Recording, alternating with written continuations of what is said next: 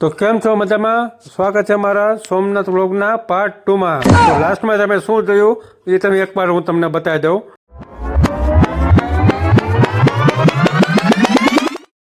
તો લાસ્ટ વ્લોગમાં તમે જોયું કે આપણે સોમનાથ ભોગી ગયા હતા, દર્શન કરીને ફ્રી થઈ ગયા હતા, અને પછી આપણે ગયા હતા 5 રૂપિયાની ટિકિટ દઈને બીચે ભાઈ તમે જોવો ખેલ બેલ ચાલુ થઈ ગયા હતા મોટા ભાઈ. પછી નીકળી ગયા હતા બીચમાં આપણે ફરવા મોજ કરવા પછી રખડવા કે હું નવું જોવા મળે છે. આમ તમને દીવ કરતા અહીંયા મજા આવે શાંતિ સોમનાથમાં. તો માળા ગજના અહીંયા બધે આવી જ ગયા તો નાયા વગરના નાયરા અડધા નાયરા ને બધા તમે મોજું કરી જુઓ તમે. એમાં આ લોકોને કઈક અલગ જ મજા ચડી હતી જુઓ તમે એકવાર.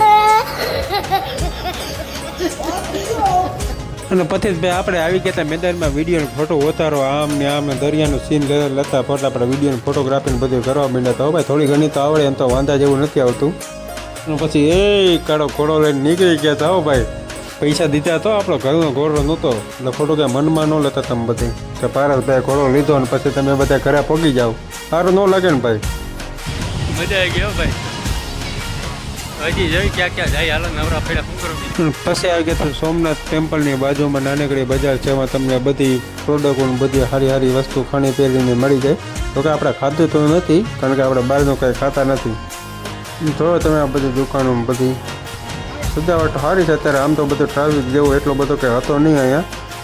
તો શોપિંગ તો કંઈ કરી નહીં, હરીવાલા કરીને નીકળી ગયા ને બતાવી દીધું આપણે ફરી આવશું વેલકમ બેકનું બોડીયું. ને પછી નીકળી ગયા હતા આપણે હજી એક લોકેશને જવાનું છે. એ લોકેશનનું તમે આમાં કોમેન્ટ કરો કે મળીશું મિત્રો કૃષ્ણ ભગવાનનું લોકેશન છે. મંદિરના પાર્ટ 3 કોમેન્ટમાં લખો કે આપણે ફોલો કરતા જાજો અને શેર કરતા રહેજો. કોમેન્ટ ને કંઈ પણ તમને એવું લાગે તો કોમેન્ટ પણ કરતા જાજો.